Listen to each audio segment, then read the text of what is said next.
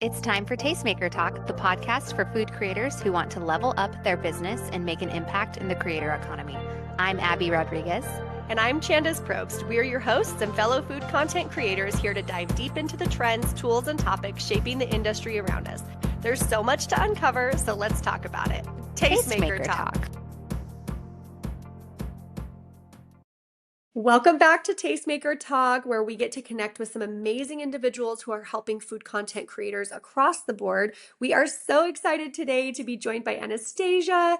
We have so much to talk about, so I'm going to get right into it and tell you a little bit more about her. Anastasia is an entrepreneur and marketer with nearly 10 years of experience, a Forbes Council Member and former head of marketing at a multi-million-dollar company. She built a premium DTC brand in the US, and today she partners with leading consumer brands to scale their businesses and drive measurable growth. She's also a speaker and marketing influencer with almost 160,000 followers across her audience, followed by founders of some of the industry's most recognized brands, and have executed high-profile collaborations across the modern consumer space. So welcome, Anastasia. Hi, thank you. Hi, Candice, and thank you very much for inviting me. I'm very excited to join you, and hi, everybody. Of course, we are so excited to have you.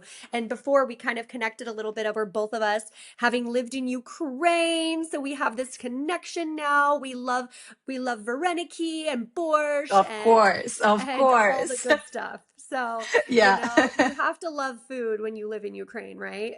Absolutely. I cook borscht all the time. I'm not a food creator, but all the time. Good. It's so good. When I tell people my favorite vegetable is a beet, they're like, really? And oh, yes, I love it. I love it. So we have that shared connection. But actually, the way we found you is I came across your stuff on my own my business Instagram, and I was just blown away with your content because you had these beautiful carousels. Most of your stuff is carousels, correct? Yeah.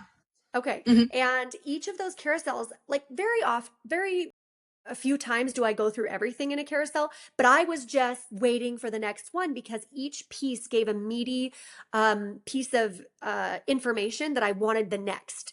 And so you've done such a fabulous job with keeping all of us informed on what the current standard is for marketing that I sent it to my team and I said, we have to have her on the podcast. She's amazing. Thank you. Thank you very much for your kind words. Thanks. I mean, I feel that, the fact that my content is so on point is just kind of thanks to my constant connection with my audience, let's say, right? Because I'm not just a creator in the marketing niche. I'm actually a marketer working with brands. So all of those topics, insights, they basically come from the questions from my clients, right? Or from my audience. I'm thinking about those topics all the time in my work, right? So I like literally sometimes have an insight, like in shower, writing down in like Yes. notes, and it resonates because it's, it kind of like what's people are feeling right now in market, right? So it's not like, like what are the 10 marketing topics, right. Like asking, I don't know, AI or something. It's not like that. Like literally all the ideas is just like, what are people asking or I'm thinking about? So I feel this is why it hits.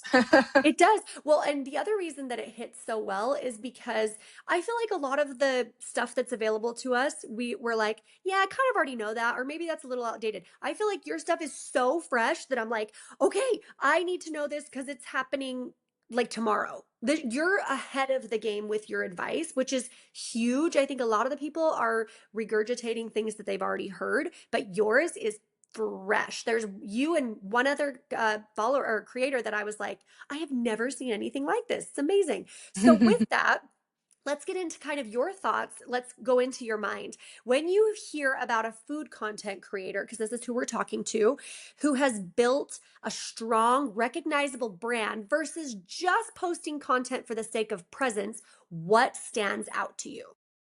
Yeah. So I think I will talk like from a perspective of like a marketer and like a brand, right? Like what we are looking for, let's say, right? And this is, of course, I think separate two things. So when we're looking for more of a content creators for a brand, right? Because like it's a separate job today, like just UGC creator that, brands just hire for content, right? And those creators, there is an advantage in the fact that they have like a diverse, let's say, content. So you as a brand or like different brands can basically see that it would fit for your aesthetics, right? They have like the ability to be different.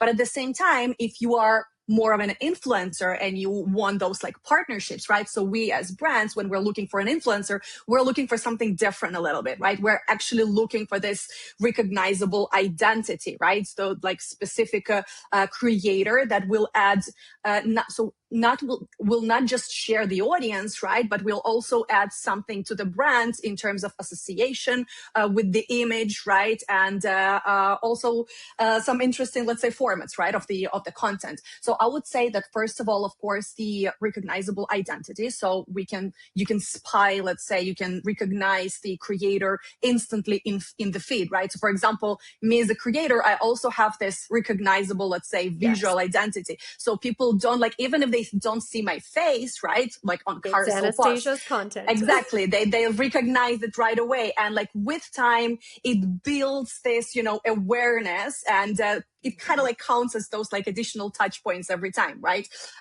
So definitely the visual identity, because like we also as brands are looking for the creators that aligned in terms of aesthetics, let's say, right, and visual world, right? So this is one of the things that we're looking for as brands, right?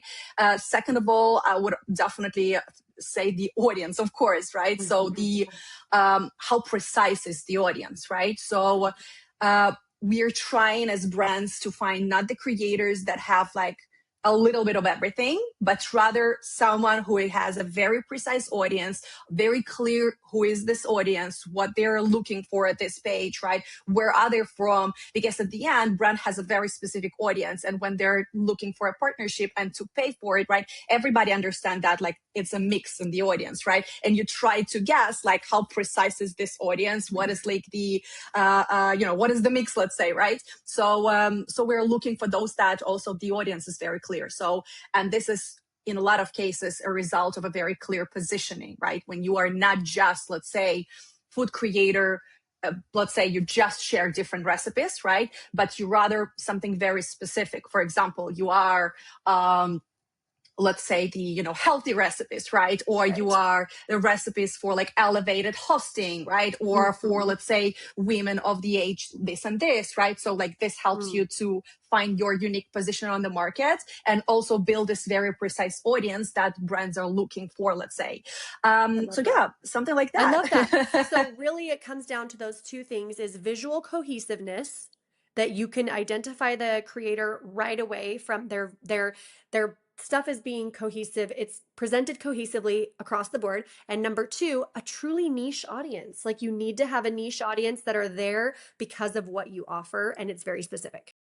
Yeah, exactly. And you see today on the market that, if like 5, even 10 years ago, right, everybody, brands were all after this like huge influencers, right? Over 1 million followers.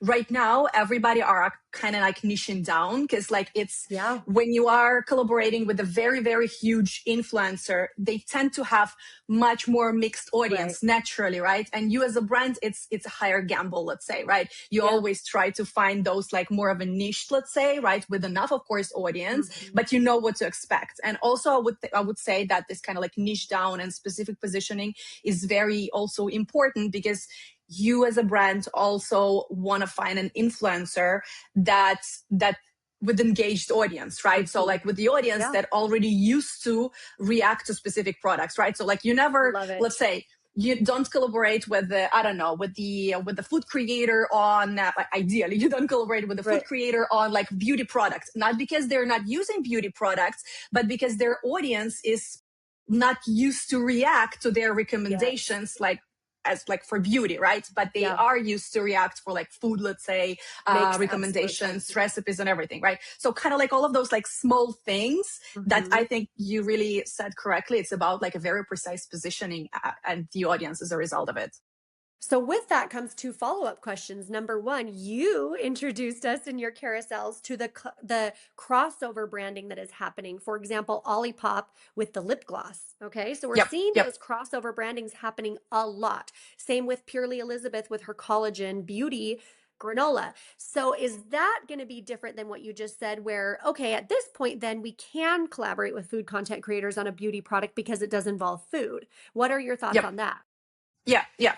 So there are like so many different collaborations today, right? And there are food and food collaborating, or food and cosmetics, right? So if, for example, a brand has a collaboration with the, let's say, a cosmetics brand, beauty brand, right? Then we would look for an influencer that has this lifestyle side of it, let's say, right? Love So it. because there are more like very specific, like value oriented influencers, right? So let's say they would share sometimes literally the hands preparing the food, right? And that would be an amazing content, but more of a faceless, right? Yeah. So this is not, even with millions of followers, that's not necessary would be the ideal client for like something that, not a client, but like a partner, right? For a collaboration like that, right? But there are at the same time creators that bring value, but there is this lifestyle side to them that they would fit kind of like into the both worlds. That would be I the love it. ideal, let's say, situation.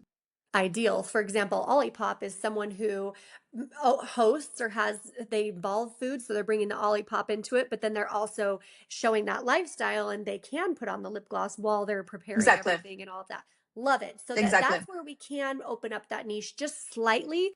And that's, I think, goes back to being a little vulnerable as a creator and showing a bit more about yourself and not creating just those hands and pans videos, which we know we're long past that. But okay, and then the next follow-up question, you said the niche is really what your brands are gravitating to. So does that give an advantage to smaller following creators, those who maybe have 50 to 150 or 200,000 followers rather than over 500,000, but their audience is niche? Does that bring that advantage to those creators?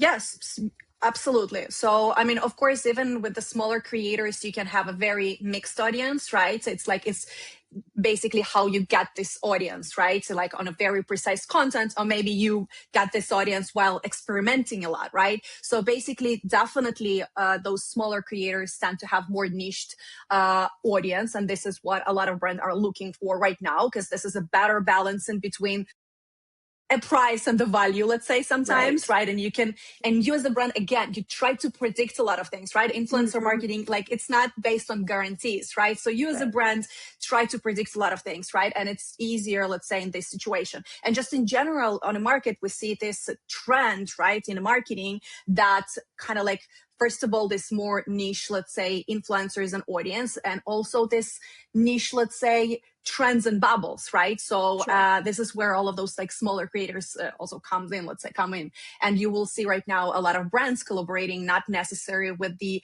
huge influencer or celebrity, but rather they collaborate with someone who have 100,000 followers sometimes, but like very with a specific identity, with the, a very specific association, right? For example, we see just from the recent collaborations, we saw Salt and Stone collaborating with sorry, I forgot the name, but with a singer, like just the recent campaign, right? So she doesn't have a huge following base, right? But she has a very specific identity, very specific audience. And this is exactly, the audience of Salt and Stone and their world of associations, let's say, right? So definitely right now, it's a great time for those smaller creators that are just like very, very precise in what they're doing and what audience they're gaining, let's say. Because like definitely brands are looking right now, not only at like a number at the top of your account, but also like who are those people following you? Yeah. And how good you are specifically at a specific part you are talking about and we're talking about.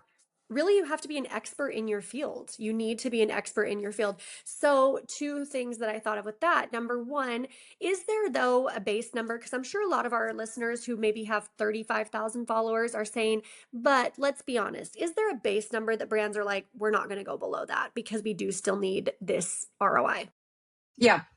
Yeah, I understand. It really depends on the brand and also the size of the brand, because then the strategy is a little bit different, because the budget is a little bit also different, right? So we can hear a lot about, let's say, seeding the product, right? So basically just like as a brand, right, giving away a lot of products to a lot of creators, right? And in this strategy, it's something that is possible for a bigger brand, right? Because at the end, giving away a product, it's still not free, right? You are investing in the product, right? So for the smaller brands, it's very hard to be, just like seeding Seeding. I thousands like of that products, term. right? Mm-hmm. Yeah, exactly. So basically, because seeding works only if it's done in quantities, right? If you Sure. collaborate with like 10 micro influencers, unfortunately, it's a long shot, let's say, right? So if you basically a huge brand, right? You work with different tiers of influencers, starting from like very small micro influencers sometimes, but it's going to be like,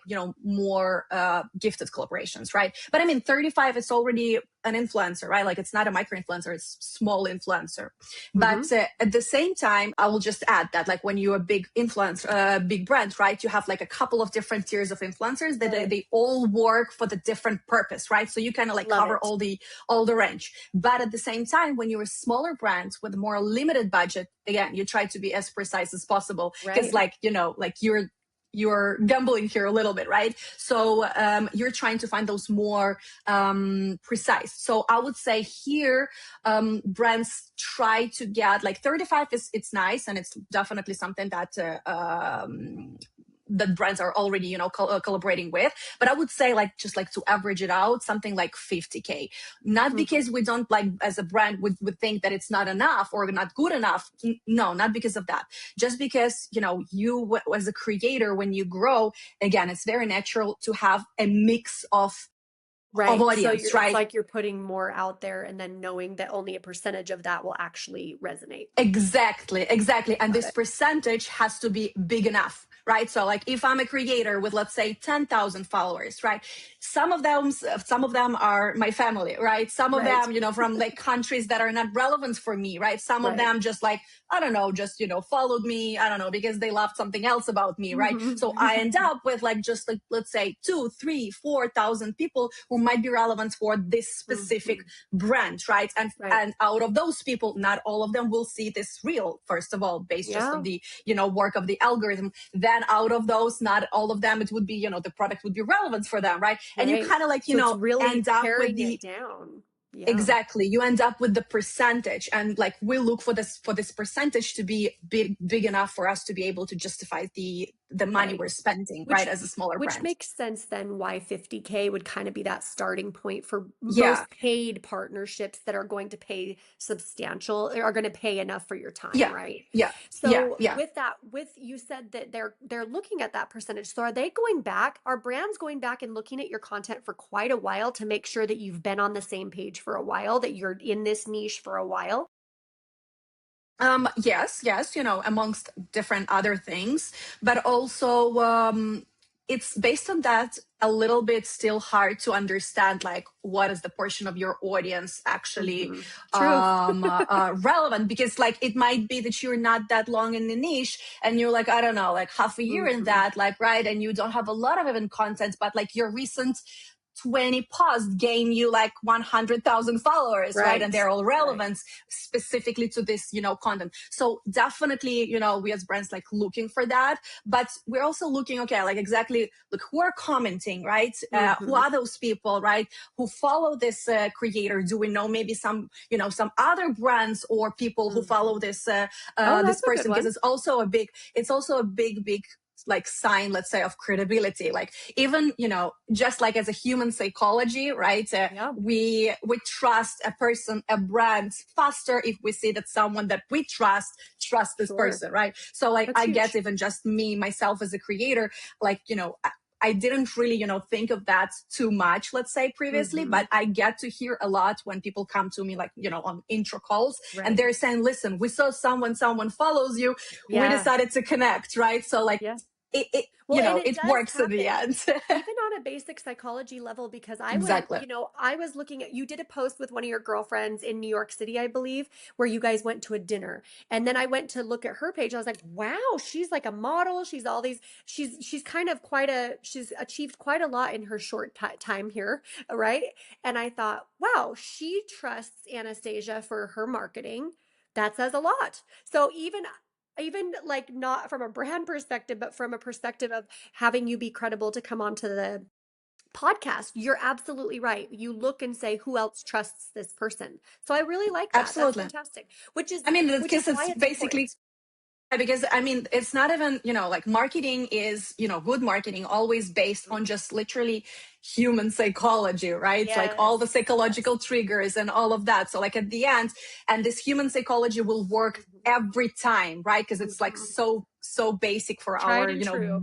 reptile brain, right? So even if you're a marketer and you know exactly how that works and what exactly worked right now, like to convince you, it's still gonna work, even if you understand how that works. Yes. Yeah. Well, and I think too, it's important. It goes back to why it's important for us to create community, even in places like Instagram, because we want to connect with others who are in our like-minded space, and we should be commenting and engaging with people who we also are in our space and not view it as competition, wouldn't you say? Yeah. Yeah, I love absolutely. I agree with that. I mean, different creators have a different approach to that, to tell the truth, across social media. And I will just speak, as a creator, even myself, right? There are definitely creators that they are a little bit more sensitive, about those things like competition and maybe someone, taking the idea from them or something like that, right? So like me personally, again, as a marketer, let's say, as like as someone who understands how social media works, both, also like socially wise, Right. I'm not that sensitive about that, right? So I definitely understand when you gain some visibility also as a brand, right? Like I have sometimes clients when they like, when they grow, they start to freak out about people, copying them or something like The that, right? name of the But there game, is right? exactly, there is nothing you can do like right now. So when I started gaining visibility, I see right now a lot of, different accounts and people, some of the topics that I'm talking about, they're like sometimes like literally just, literally Copy and just paste. copying, or even I understand, a couple of other languages. So, like I see that the people translate them into another languages, like literally, right? You just say word to word, I right? just Or just even translated it. yeah, or like copying my like visual identity, right? Try to like design the post the same. And I mean, It's the I would best form of prefer for that flattery, not to right? happen. Yeah, but like it's just so natural and it will always happen. And this is also the sign of your growth. So you're Yeah. visible enough. So you just need to find a way to be like okay with that. And also in terms of competition, like definitely, I think the competition is easier for you psychologically when you have a very specific your niche, right? So you're not just exactly the same as million other creators competing for exactly the same person and exactly the same kind of like point of view, but like when you have your specific position and you're like and you have this specific unique perspective to what you're doing, then other creators in your niche, not necessarily your like direct competitors that people will be choosing between you, right? They will be following both of you for unique perspectives, let's say. Absolutely. I think that's great. And one of the things I remember you saying before was you were talking a lot about brands and taking risks and ROI. So I wanted to know, because you said marketing is a little elusive, right? We take a gamble. Brands take a gamble when they're working with you. So where does creator commerce come into that? Because that is a whole new funnel for people where creator commerce is huge for brands now. So let's talk about that a little bit. Yeah, of course. So in general, I would say that influencer marketing is changing a lot today, right? So it's been several years, 10 years of like literally, influencer marketing as at the top of everything, right? And it was like, it's still main tool for marketing for brands, right? But like with time, let's be honest, it became not a cheap tool, right? And it's even for bigger brands. You never like collaborate with just one influencer. It's not really, it's not going to make a big difference in most of the cases. You have a campaign collaborating with several of them, and it comes down to very substantial amounts, right? And those amounts are, it's significant even for bigger brands, but it's sometimes absolutely impossible for smaller brands, right? So I see, as an influencer creator myself, it's sad to see, but at the same time, as a marketer who thinks about the good of the brands, I'm happy to see that. I see a lot of brands, like I'm talking to a lot of different brands, from smaller brands to absolutely huge brands. And I hear very often that they are kind of like decreasing basically the amount they're spending on influencer marketing because it's unpredictable. But it doesn't mean that, this is it, like influencer marketing doesn't exist anymore, right? It's not this But way, wouldn't right? you Of say they're course. turning from marketing to commerce, where they now have like a lead magnet where they're trying to get you to actually sell the product rather than just market it? Exactly. Yeah. This is what exactly was my point. It basically affiliate marketing, right? So Love it. those Yeah. kind of like affiliate networks. This is this year Okay. thing, definitely. I Building mean, a team. yeah. And so, I mean, there is like two different things to it, I would say. So I would say that influencer marketing specifically, basically selling to your audience, shifts a little bit into affiliate marketing, not even a little bit, a lot. So right now brands try to, instead of spending, a lot of money for a collaboration, they try to build this affiliate network and have share revenue with those like influencers, right? And they are willing to pay a very nice share, but it is a model that allows them to basically pay for a result, right? And also for an influencer sometimes to be a little bit more, like investing, Motivated. let's say, the effort, exactly, motivated to promote this product. So, this is kind of like the one shift. And the second shift is kind of like more, let's say, content engines that brands are building, right? So this is less of an influencer marketing, but those kind of like, let's say, content teams that also brands building for themselves, right? So this is more of it for this like UGC creators, right? And this is what I sometimes call kind of like, content creators network, right? And this is something that relevant for both, big and small brands, because everybody need tremendous amount of content to grow on social media, right? And brands, even those that are big brands and with in-house teams, you still don't want to end up with same faces, on your feed, right? And you do want this kind of like effect of the social proof of like a lot of different people loving our products, right? And also like the amount of the content you need to produce, you need a lot of human hours, let's say, to do that, right? So a lot of brands, especially smaller brands, that they don't have a team in-house, and founder can't be, like all of the positions at the same time, because content creation, absolutely, it's the full-time job, right? So they hire those like content creators. So like this has also became very, very big, because you need this, let's say, outsourced content team, let's say, right? So this, I would say, kind of like these two different trends. I love that. Yeah. And I think it's so important for us to remember that we cannot do everything, and neither can brands. And so they need us. I just heard something recently from Meryl Streep that she said when they first came to her for The Devil Wears Prada, she believed in it. She knew it. And they offered her an amount, and she said no.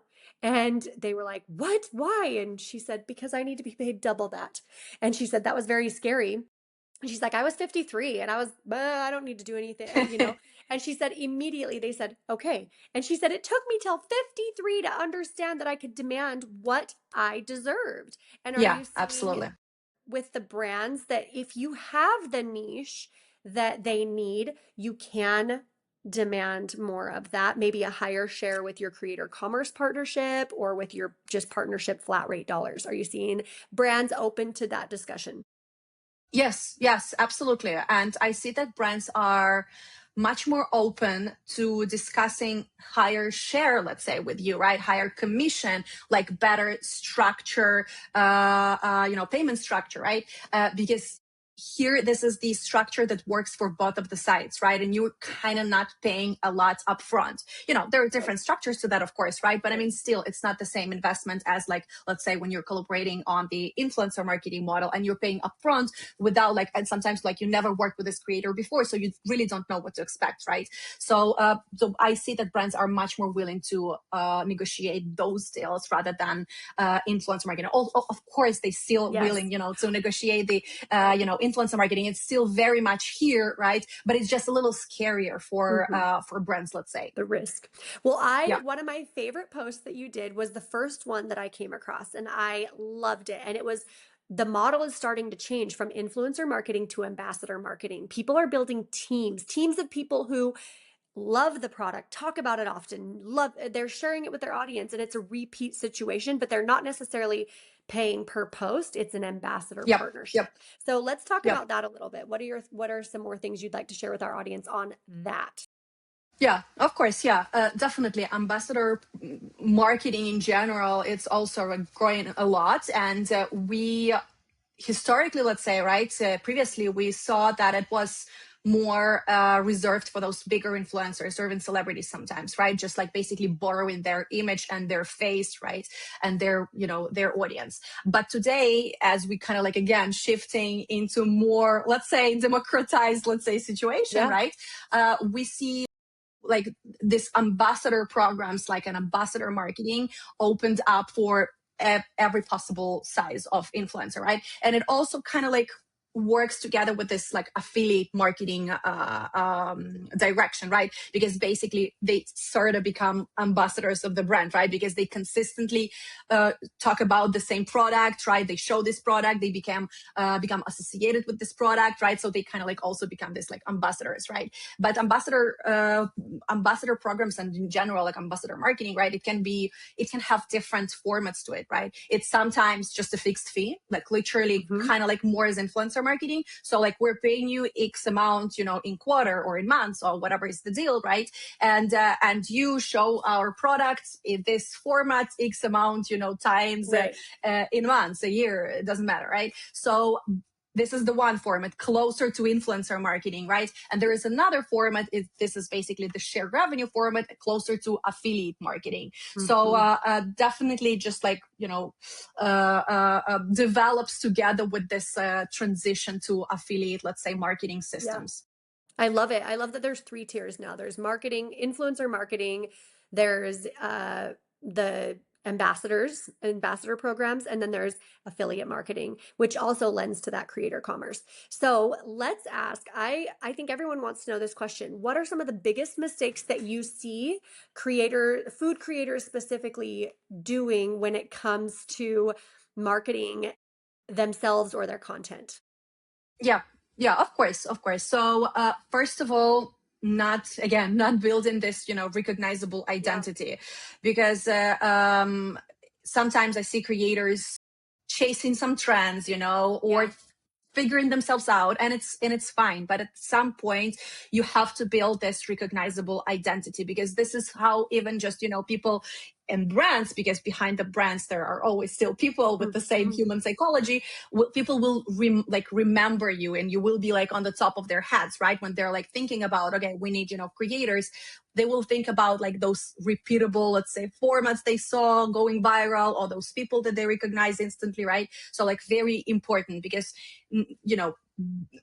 gaining views, it's not always equal you having a very specific identity and recognizable identity, right? And second of all, I would say that both for brands marketing and for creators, I feel that it's a very basic recommendation and a mistake, but consistency.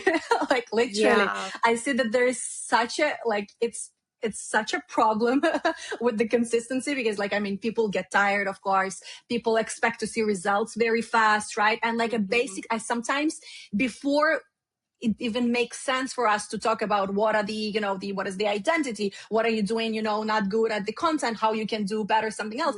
Like sometimes literally the basic problem, just you need to start posting consistency, then we can talk about anything else, right? Because what does consistency look like to you? Of course, depends, right? But what is your goal, right? But for me, I'm a very pro, let's say, high volume posting. So, like me, myself, I grew through posting 3 times a day, literally. And I see, a very, very, big results from that, literally. And you always need to kind of like remember that you're not the only one. All the results is based on, let's say, right? You also work with the algorithm, so you need to know how to play the game, right? And the consistency, a very, very big part of it. So like, and also the more you post, right, the more you also gain traction, let's say, on your other exactly. So I'm a big pro of posting high volume, and of course consistently. Boy, and that is probably not what everyone wants to hear, huh? That they need to be posting even more, but it works. And we heard that too from another Josh from the Chef Out West. He said, I committed to posting once a day for 3 months, and he went viral and he saw it, but it was every day. He's like, okay, I'm going to do this. I'm Exactly. going to do this. And it Exactly. doesn't have, Exactly. he said it doesn't have to be top notch, a brand new recipe every day, just sharing a tip or just sharing something, but being Yeah. consistent.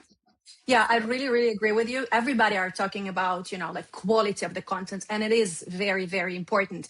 But at the same time, you need to not forget that quantity is also very, very important, and you need to have this balance in between, right? And it's definitely, you also need to be sometimes a little bit not too much in your head of like, perfecting each piece, that each piece takes you like a week to create, because this yes, is going to be very hard to scale. Like, you're still sure. playing the game of algorithm. You need quantity, right? Of course it has to be a quality content, but you need to find this format that is you're able to scale, basically, right? So yeah, Yes. consistency So, and so quantity. really, it is tough to take a week off if you need to. It's tough because you need to be posting Yeah. consistently.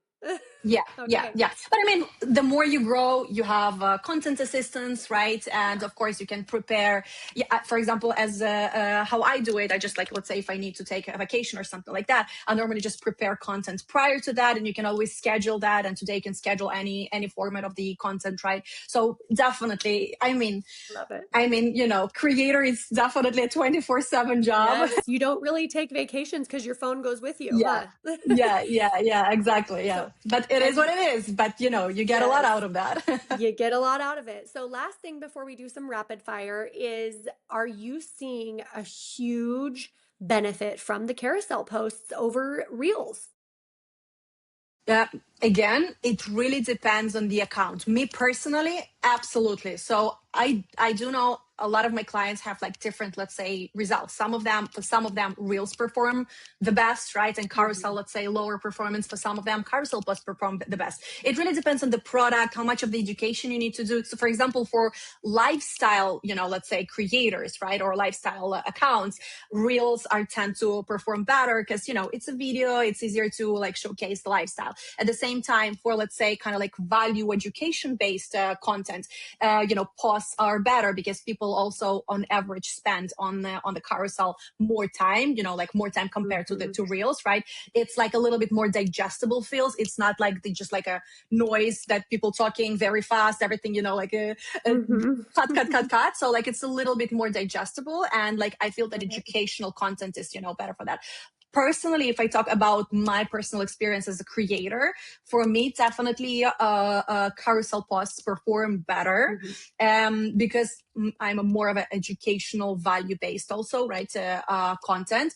And at the same time, for me, it was also easier to scale it because, like for me, let's say to film myself every day, then to edit it several hours, right? It takes me much more hours. While with carousel posts, right? First of all, it's easier to maintain the visual identity because like you design basically sort of template for that, right? And you just like follow that. So in terms of design, I literally have like a couple of templates that I developed, let's say with time. Also in terms of not only visual template, but also like what is the structure of the post that performs for me the best, right? I start with this type of hook, then I say this, then I have like advisors, let's say, right? So like what is the reason to save? What is the reason to, to like scroll and stuff like that, right? So like you develop this like winning format for you. And once you have it, it's kind of template that easier to work. Yeah, exactly. It's easy to repeat. It's easy to create it because it's like, it's lower amount of time for you. So for me, it was easier to scale, right? But at the same time, although my reels, let's say, perform on average, not that, let's say, great as like, for example, carousel posts, I still maintain some portion for the reels because those play another role, right? Those show me, myself, my personality and adds, adds another level to it, let's say. And so with food content creators, brands, are they liking both? Are they enjoying seeing both carousels and reels for food content creators specifically? Yes, absolutely. I mean, right now brands are looking for both formats, both reels and carousel posts. You can boost if you need ad usage, right? Both of them, right? So like definitely both formats working. But of course, at the same time, it really depends on the brand, right? So this is the permission to, if you're going to have to post every day, to change it up with carousels that aren't as hard as filming a new recipe every day as well. Yeah, That's and what I mean, I'm hearing. I love it. And you can repurpose the content, to post, let's say 3 times a day, it's very hard to have like a unique piece of content film for every time. Let's be honest, right? So you repurpose a lot of things, right? So for example, you film the recipe, then you can turn it into a carousel post, right? Like with step 1 to 3 of a recipe, right? So like it's, just like be creative I love with, that. That's great maximizing advice. the potential of your work, let's say, Of right? one piece of work. I love that. That's great. Well, I highly encourage everyone to go check out your account. It is incredible. I loved the case study you did with the wine chic, like the before and after of them identifying their brand design was gorgeous. You've done so many great things. You talked about food is the new status symbol. All of our listeners should go save that post because that was amazing. How people express luxury in a softer economy. Yep. Food. This is our time to Yep. shine. Yep. Absolutely. Absolutely. Luxury goods are slowing down, but food is the new luxury, and so I love that. So thank you for sharing that. We'll have Daphne specifically linked to that post. It was done on February 3rd. If anyone's can't wait and wants to go check it out now on her page on Instagram. But it was fantastic. It was very motivating to me as a food content creator. So I'm going Absolutely. to ask you just a couple rapid fire questions before we close. First, your favorite platform as a consumer versus your favorite platform as a creator. Yeah. Okay. I mean, for me to tell the truth, it's the same. I'm a fan of Instagram specifically. So Same. like both as a consumer, because it's a great balance in between entertaining content and also like aspirational. I'm a very visual also person, as you can see also from my content. So, Instagram is like the best platform for me. So also as a creator, because I mean, for me, and also for a lot of creators in terms of like all the funnels and automations, Instagram is a little bit more convenient right now. I love it. One creator that is absolutely crushing it with their branding right now, extra points if it's in the food content creator space, because that's who's here. Sure. Yeah. So me as the marketer and also someone who works with brands, right? I really, really love, I mean, I think it's a consensus, Nara Smith, right? So the food creator, right? So she really just got great. A book deal. Yeah. Exactly. Yeah. She's amazing at building a brand out of herself, Yes, like personal brand. And I mean, she's also a great example of this like repeatable format. So like you just refine what works for you and what goes viral, and you just like push it as hard as you can. Also, she's an amazing example of not caring what anyone else thinks, because she has her ballroom gloves on while she's making Cheez-Its from scratch for her 2-year-old. So if she were to listen to the haters, she would have never grown. And now she has a book deal. And you know what? I'll bet a lot of people are going to buy that book. I'll probably buy that book, not necessarily because and I a lot of of stuff out of it, but just because I want to see the visuals. Because also it's an extension of her identity, right? That, and her like visual world. Definitely. And a lot of like brands are crazy about her because like she's amazing. It's not just audience. You really borrow the association and the aesthetics, right? So like me as a marketer, like I really, really love this example. And specifically in terms of the haters, I think it's really relevant for every creator. If you want to grow, you need to find your peace with the fact that you're going to have haters anyway, right? And if this is something that like you're very sensitive to, and it's also and it's also fine, but like not everybody should be also influencers and creators. It's just a part of the job. Like if you're visible, you will attract people more or less, the people that will be haters. So you need to find your peace with that if you want to grow.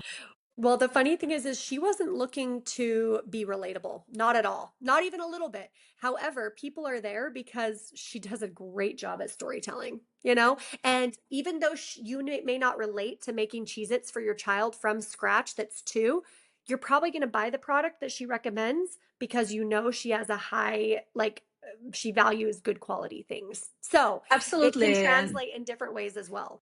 Yeah. And I think we last probably 10 years, we talked a lot in marketing about relatability, right? Like a lot. But we kind of forgot a little bit that this aspirational marketing still works because it's also based on human psychology, right? Like everybody buy road, right? Because everybody wants to be Hailey Bieber. It's it's definitely aspirational marketing. It's not relatable. No one can relate to be a wife of Justin Bieber, right? And of course, she also has a very, mixed audience and a lot of, hate. So there is different, let's say, many different marketing, right? Like, and Yeah. not all of the marketing is Aspirational, about relatable. relatability. Yeah, exactly. So you also need to understand that. And you don't, like, for example, you don't have to be the one that is not comfortable for you, right? So for Nara Smith, it's easier to be aspirational than relatable. For some people, it's the vice versa. It's very easy to be relatable, but hard to be aspirational. But you just need to understand both work. You just need to know yourself, let's say. I love that. Well, thank you so much for joining us today. I am so Thank you excited for for everyone to inviting. check out your account. I think that you're going to have a bunch of food content creators over there having a blast Amazing. reading all of your information. Where can Yeah. everyone find you on social, on your website? Where can everyone find you if they want to follow you? On Instagram, this is the main platform that I'm the most active at. So Anastasia Shtompel with the dash, and of course I have also my Instagram. It's Anastasia Shtompel. So if you're looking to get some marketing help, also we can talk. I love it. Well, thank you so much for joining us today. And for all of you listening, I hope this is aspirational and relatable. And we look forward to hearing you or to seeing you and sharing more with you on the next episode. Have a great day. Bye. Thank you. Thank you for inviting. Bye bye.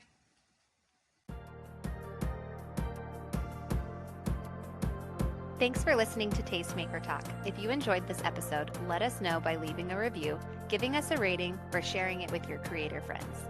And of course, don't forget to hit that subscribe button so you never miss an episode. You can find more from us on our website, tastemakerconference.com, or even join us for an event where we learn and grow as a community of creatives. The conversation doesn't stop here. Talk soon.